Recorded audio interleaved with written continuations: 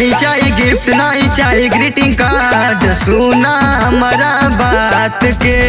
नहीं चाहिए गिफ्ट नहीं चाहिए ग्रीटिंग कार्ड, सुना हमारा बात के। चुम्मा चाहिए सहल के, जवन होला आधी रात के, जवन भइल परो वाले साल के।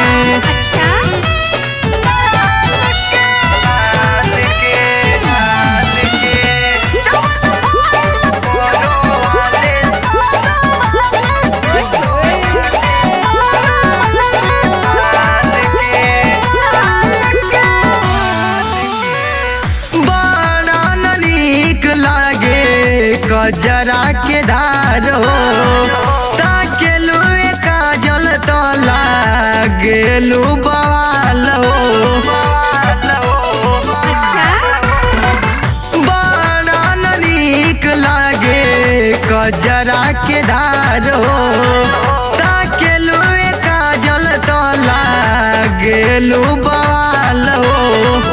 मन चाहता खूबे हम झूमी सहल के, जवन होला आधी रात के, जवन भइल परो वाले साल के।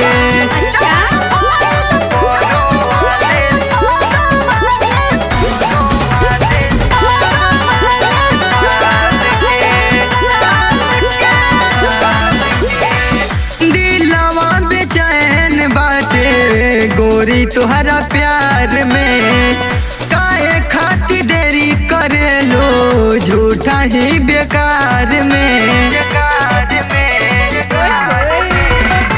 दिलवा बेचैन बाटे गोरी तुहरा प्यार में, काहे खाती देरी करेलो झूठा ही बेकार में।